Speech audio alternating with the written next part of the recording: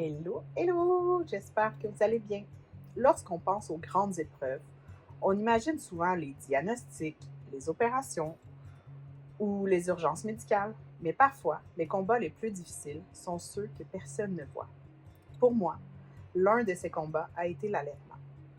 J'ai toujours su que pour moi, l'allaitement était primordial. Et là, je ne juge pas ceux qui ne le font pas. L'allaitement est un choix.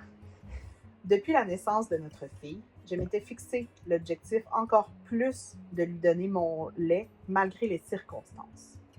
Après tout ce qu'elle avait traversé, je voulais lui offrir le meilleur de moi-même.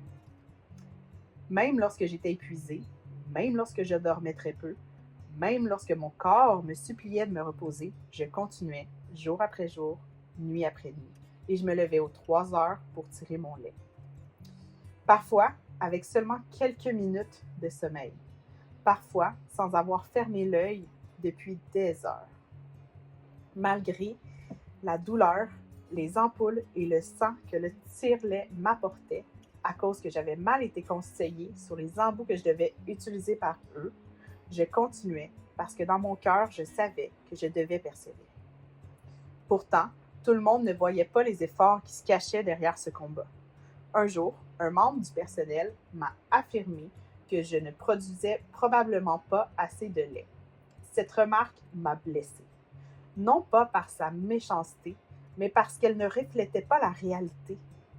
Personne ne voyait les heures passées à me battre contre la fatigue. Personne ne voyait les réveils incessants. Personne ne voyait les larmes et les sacrifices, mais Dieu, lui, les voyait. Et parfois, lorsque nous sommes découragés, Dieu envoie quelqu'un pour nous rappeler de continuer. À ce moment-là, les médecins envisageaient de donner du lait maternisé à notre fille.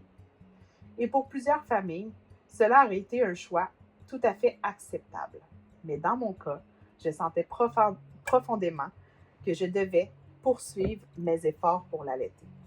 J'étais toutefois tellement épuisée que je n'avais plus la force de défendre mon point de vue. Alors, Dieu a envoyé quelqu'un, une infirmière. Une infirmière qui a cru en moi avant même que je sois capable de croire en moi-même. Elle a vu mes efforts. Elle a vu ma détermination. Elle a vu la tristesse et le désespoir devant leur choix médical. Elle a vu tout ce qui se passait en arrière-plan. Et elle a décidé d'intervenir. Elle est allée discuter avec le médecin. Elle a plaidé ma cause. Elle a défendu ce que je n'avais plus l'énergie de défendre moi-même. Quelques heures plus tard, on m'a donné l'occasion de poursuivre l'allaitement dans un délai restreint. Et peu après, tout a débloqué. Ma fille a bu au sein. Et ironiquement, quelques temps plus tard, c'est ce même personnel qui me remettait ma boîte de sacs de lait congelé en me disant « Tu en as énormément, hein? » Et à ce moment-là, j'ai souri. Pas parce que j'avais pas eu la force d'argumenter que tout le lait était dans le congélateur et d'aller voir, mais parce que Dieu avait encore une fois démontré sa fidélité. Cette expérience m'a appris quelque chose d'important. Nous devons respecter l'autorité des professionnels qui nous entourent. Les médecins, les infirmiers et les spécialistes jouent un rôle essentiel. Mais nous devons aussi apprendre à écouter la voix de Dieu lorsque le Saint-Esprit met une conviction profonde dans notre cœur. Parce que Dieu peut parler à travers un médecin, il peut parler à travers une infirmière, il peut parler à travers une circonstance. Et parfois, il place une personne sur notre route précisément au moment où nous en avons le plus besoin. Après plusieurs jours à l'hôpital, nous avons finalement reçu une merveilleuse nouvelle. Notre fille allait pouvoir rentrer à la maison. Contre toute attente, contre plusieurs pronostics, elle avait franchi chacune des étapes devant elle. Et malgré toutes les complications possibles associées à son diagnostic, elle n'avait développé aucun autre problème majeur. Pardonnez-moi. Lorsque je regarde en arrière aujourd'hui, je vois clairement la main de Dieu. Non pas parce que tout a été facile, mais parce qu'il a été présent à chaque étape, dans chaque médecin, dans chaque infirmière, dans chaque intervention, dans chaque porte ouverte, dans chaque force que je recevais lorsque je pensais ne plus en avoir. Je me souviens qu'après notre retour à la maison, j'ai rapidement repris mes études. Avec le recul, cela me semblait presque impossible. J'ai vécu des semaines extrêmement éprouvantes.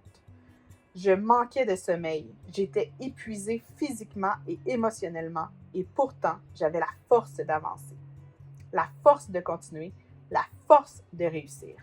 Cette force ne venait pas de moi, elle venait du Seigneur. Comme il est écrit dans Ésaïe 40, verset 31. Mais ceux qui se confient en l'Éternel renouvellent leur force. Ils prennent leur envol comme des aigles. Ils courent et ne se fatiguent pas. Ils marchent et ne s'épuisent pas.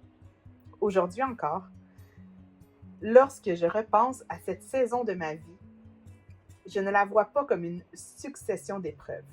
Je la vois comme une succession de miracles, de victoires.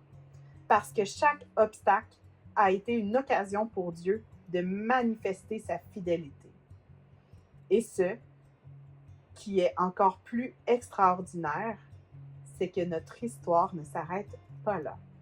Car après tout ce parcours, après toutes ces années d'attente, après tous ces combats, Dieu nous réservait encore une autre surprise. Et c'est ce dont je vous parlerai dans un prochain épisode. Soyez bénis. Au plaisir de continuer à grandir ensemble. Shalom, bien-aimés.